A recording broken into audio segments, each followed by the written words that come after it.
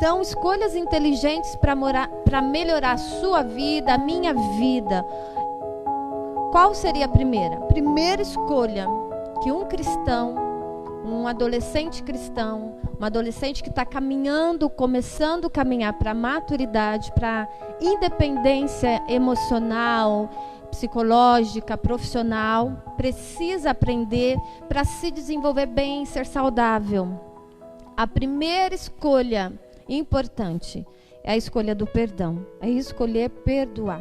Viu, meus queridos? Primeira escolha inteligente que você e eu podemos fazer para ter uma vida abundante em Cristo Jesus é escolher perdoar. Perdoar quem te aborreceu muito, perdoar por uma história mal vivida, perdoar talvez por uma calúnia, perdoar por um bullying, né? Um amigo que te chateou, um amigo que te expôs, um amigo que te envergonhou. Sabe aquele ponto que você não gosta? Sempre tem alguém gozando ou tirando sarrinho. Só que eu queria abrir aqui um parênteses com vocês, para vocês observar o quê? Queridos, o ser humano é atribulado. Se você é magrinho demais, eles gozam. Se você já é pro gordinho, goza também. Se você é barrigudinho, não é, Júnior? Goza também, é só por Deus. Se você tem a cabecinha chata, goza. Se você tem o nariz grande, gozam. Tudo vamos pôr o quê? Uma desculpa, um motivo para gozar de você. Só que tem certas questões, nossa, que nos incomodam tanto, que realmente é ruim escutar alguém gozando da gente, tirando, né? Usando daquilo que a gente não administra muito bem para fazer outros darem risada. Isso é péssimo. Então, na minha fala para os adolescentes, eu acredito que na idade de adolescentes que nós cuidamos aqui da igreja e que nós estamos falando já há mais de 2 meses com vocês através da live, normalmente eu diria que seriam mais essas questões que trariam postura de perdão. Aí tem o pai ou a mãe que me aborreceu, o tio, a tia que falou alguma coisa que eu não gostei. Então, queridos, para você ficar confortável em Deus, para você ficar com a alma leve, decida perdoar, tá bom? Sabe por quê?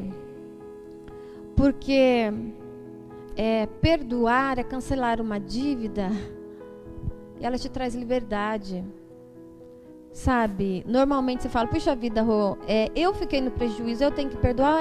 Você tem que perdoar. Por quê? Quando você libera o perdão, às vezes o sentimento nem está aqui ainda, mas a hora que você pensa no assunto e te traz aborrecimento e sofrimento, se você disser assim, não, eu libero o perdão, porque Cristo me ensinou sobre isso e eu quero ser uma pessoa parecida com Ele, eu quero ser do Senhor, então eu libero o perdão, mesmo não sentindo.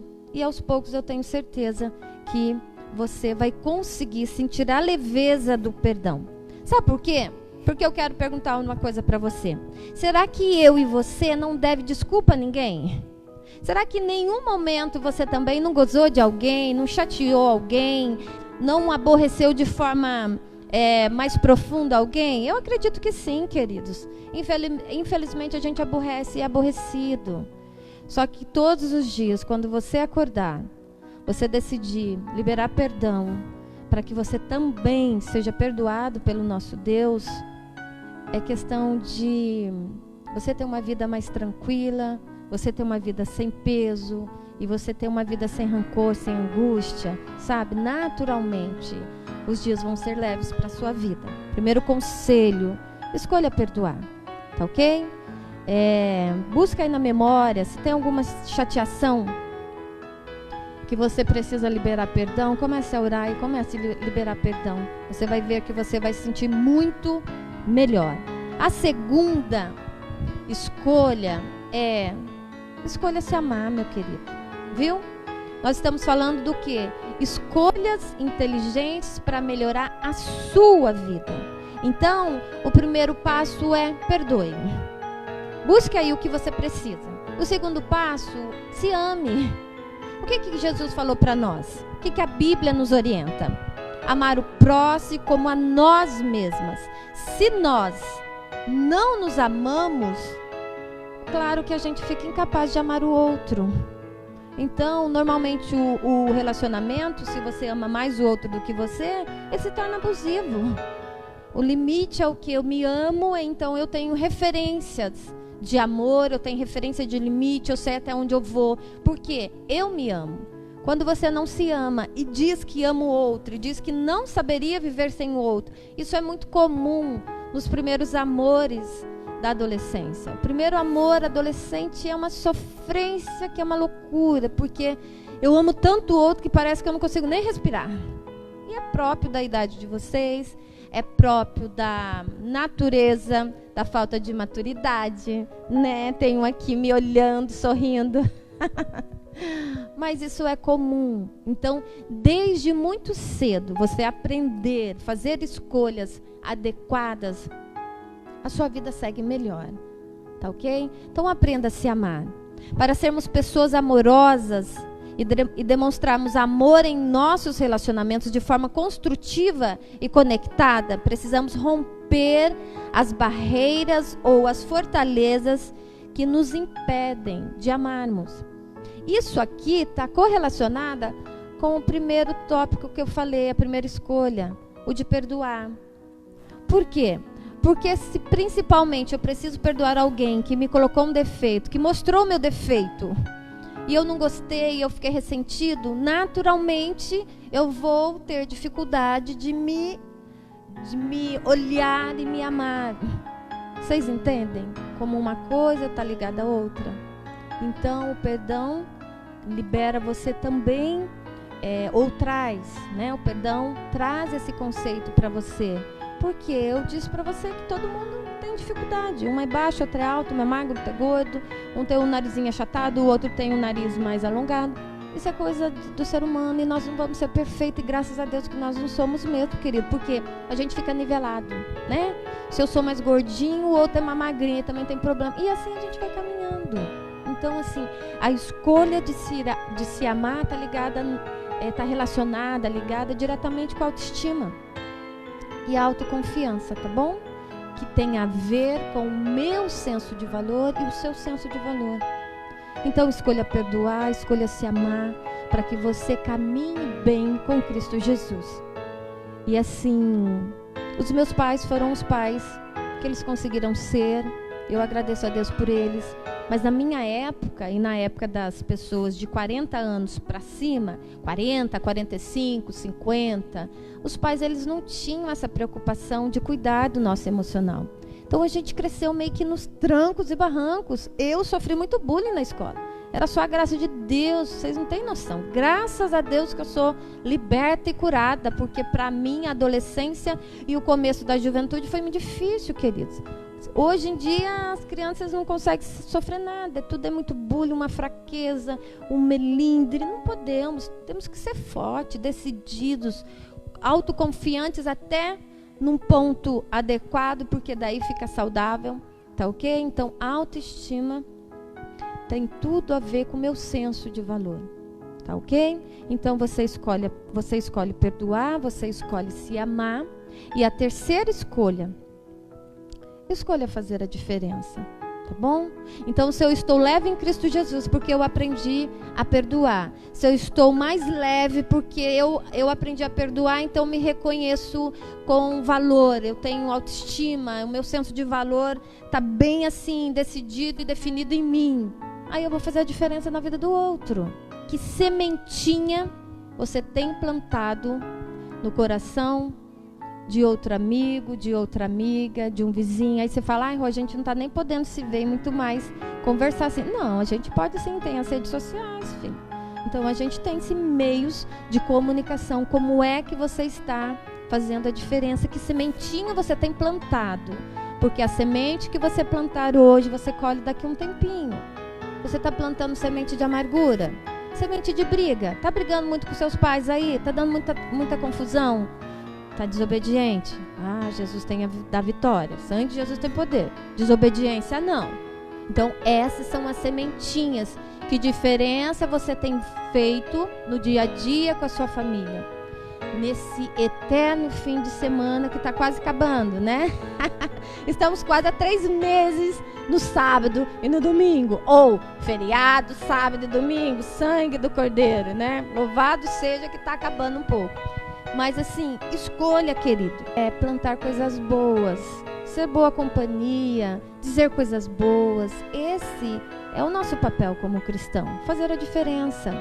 Nós precisamos escolher esse tipo de semente para plantar, fazer a diferença na vida de outras pessoas. Pode ser seu pai, sua mãe, o seu irmão, seu tio, a sua tia, seu avô, sua avó. Escolha viver bem, tá ok?